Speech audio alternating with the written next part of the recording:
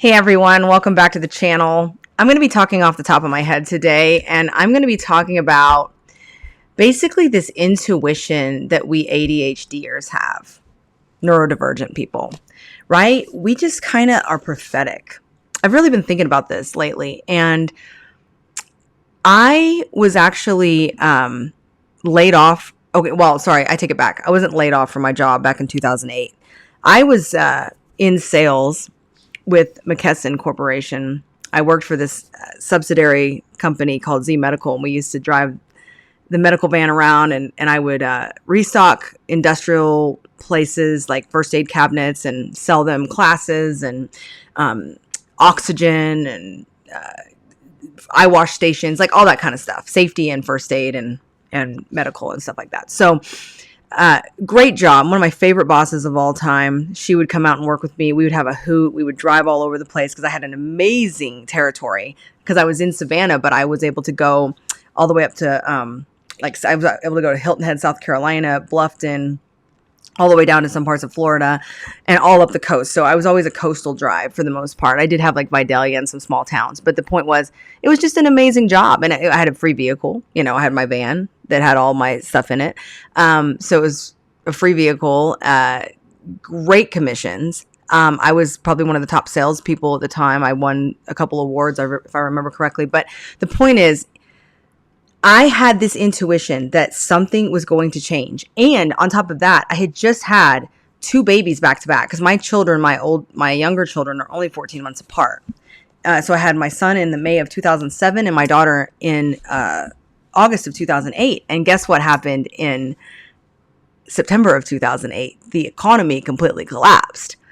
And so, but here's what is nuts to me. I was looking back throughout my life and just how I always had this intuition about things before they were going to happen. And so I remember I want to say it was before that, in 2007, I made my son's birthday cake. And I had my mentor who just passed away in December, and I really am passionate about carrying on her legacy. Her name is Minette Rushing of Savannah Custom Cakes.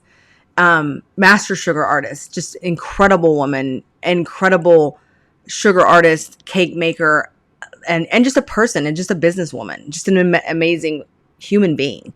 And so there was a great loss in December when she passed away suddenly. And it was apparently from like the cold or flu. It wasn't even anything major. But anyway, so at that time, she had made my wedding cake in 2005 when I got married in Savannah because I was stationed in the military out there. And that's how I met my husband at the time, even though he wasn't in the military. And so his whole family was from that area. So we got married out there. We moved back. And then she offered her first, it was called a sugar flour immersion class that she the first class she ever offered. And it was like an intensive. You came for a week and you went to her studio in Savannah, and it was like the best time. And we learned how to make all the different sugar flours. And she had learned from individuals like Nicholas Lodge, Ron Ben Israel, Colette Peters, and all these. And these were people that I would also take from in the future. But it was like getting a crash course. And because of that mentorship also, I soared so fast, actually too fast. And that's what I am going to be teaching in my business course, my 90-day launch course, is how to avoid the mistakes that I made in my first business because I didn't know what the hell I was doing. And I went too fast on so many things. And now hindsight 2020, it's like, I want anybody who is coming into business, trying to launch a business, to be able to do it successfully without all the drama and other things that I went through at the time and mistakes, huge mistakes, right? Get a shortcut. That's what the course will be for. But she then offered that class, like I said, and I took that class. And because of that class, I was able to like go so fast. And she started referring business to me because I didn't just take that class. I took a couple other classes. But I remember at the time, it was a huge investment for me. I want to say it was around $1,200 or something along those lines. But that at the time was a humongous investment for me because we were so poor and broke. I mean, we were pretty much newlyweds still.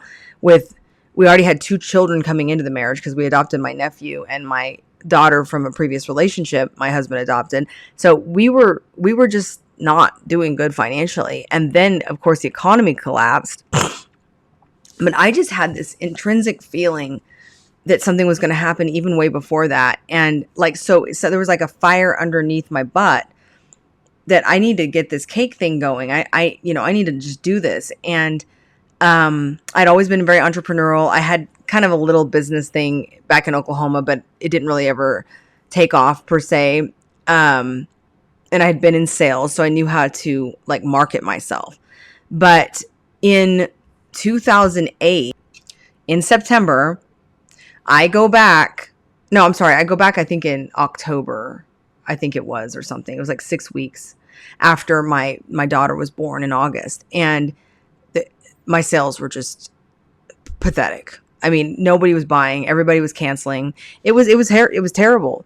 And, you know, the reason that I kept that job also is because the benefits were incredible back at that time. I mean, a pharmaceutical company, they pretty much paid for my entire birth, and both of them. I mean, I think I paid like a couple $100 copay or something crazy like that. It was just amazing, and got the top care, you know. But I knew that with 2 babies at home, I had to do something from home. I could not continue to do something that, like, I was going to be driving all over the place and then also making half the money. So my point is, I had this intuition and I just went for it. And yes, I made huge mistakes. Crazy crap happened. I trusted the wrong person to be a business partner. It's a long story. But the point was, though, I went after my dream and I made it happen. I made it freaking happen. And Minette helped me, but I was the ultimate person who put my foot to the plow and said, I have to do this. And I became immersed in cake. I mean, I was obsessed with it. But that is one time of intuition that I wanted to talk about. And I was totally right. And I don't know how. It's just something, like I said, I feel like ADHD people, like, we can almost like see past the, like, you know, neurotypical people are like step by step by step. And we just see like the end game. We see like the end result, the bigger vision. And it's actually almost painful sometimes, because even situations in the world, I will say, like that, like COVID, I just knew, I had an intuition of what it was about from day one. And people can, I don't want to go into that, but I'm just saying, I remember standing in my kitchen and I just felt like I knew what was about to come down the pipe because of patterns that I could see, because we were able to just see patterns when a lot of other people are not. And we tend to be deeper thinkers, actually, even though we're scattered. When we hyper focus, like, we are deep thinkers.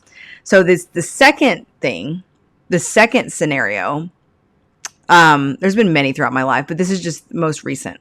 So I've been a corporate trainer for a big corporation for over close to 9 years now. And, in food and basically bakery operations. And I just woke up last January and I'd already put together my other ADHD like success program and, had already launched that, but I just had I still had my corporate job, obviously. And there was some other financial means that had not come through yet, that did come through in June. And I had just this incredible financial breakthrough the year before, when I felt like nothing I did was ever working. And then it just, like, one day everything took off, and it was like this money just came from like all these different places. You know, so that was the first breakthrough I had. That started in 2023 and then led into 2024. Then 2025, this last year, I woke up and I was like, I just remember thinking, I can't do this anymore. And it's not because I hate the job. It's just because this is coming to a close.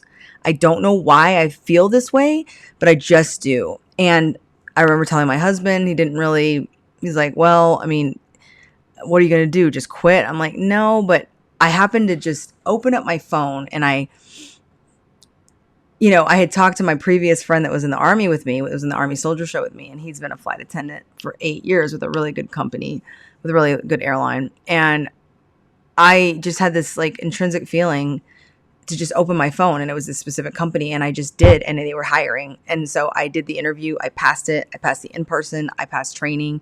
I was able to take 6 weeks of PTO. because, or no, sorry, 3 weeks PTO, because we had, in my company, we had 6 weeks of PTO yearly. And so I was able to go to flight attendant school, and then I even got out of that and then was able to take a leave of absence from my job, and it was paid, and all this stuff worked out. And then lo and behold, in October, actually around Halloween, they announced that they are dissolving the entire group, like our contract and our group of people that have been trainers for this corporation for years. They're just dissolving the whole thing. They're restructuring and dissolving it. And that was another, like, wow, I listened to my intuition and I went against even what some people said I should do. I'm not going to say who it was, but I had close family members that, excuse me, I'm sorry, I'm itching, that said I shouldn't do that. You know, I should just stick with what's safe. And I'm here to tell you, we know, right? Nothing, especially now, is safe. Nothing. The only promise is what they say, death and taxes, you know? Taxes, I don't want to go into that right now. But the point is, we have an intuition. And I just wanted to encourage you that if someone's telling you don't listen to your intuition, don't listen to them necessarily, or at least reevaluate and see, like, because I want you to imagine how many times that you've actually been right. Because if you're like me, you've probably been right most of the time about your intuition. For example, I mean, I've been told I was overreacting at times, or I can't pronounce that word, catastrophizing. And then we second guess our gut because we've been wrong about smaller things in the past. So, you know, and we dismiss it because we can't prove it yet. But I mean, all I can say is I was literally like just thinking back to the past, and I was like, I've pretty much been right about major things pretty much all the time, every time. So your intuition about big shifts is usually right. It's the kind of little stuff that where sometimes we get messed up in. So the last thing I want to say is, you know, pattern recognition. We have pattern recognition, right? So our brains are constantly scanning for novelty and patterns.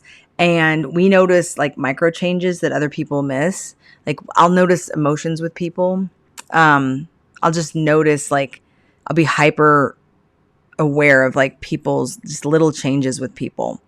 And this can be a blessing and a curse, to be honest with you, because like I said, I've almost been like, well, I just know what's happening and I can tell the future pretty much.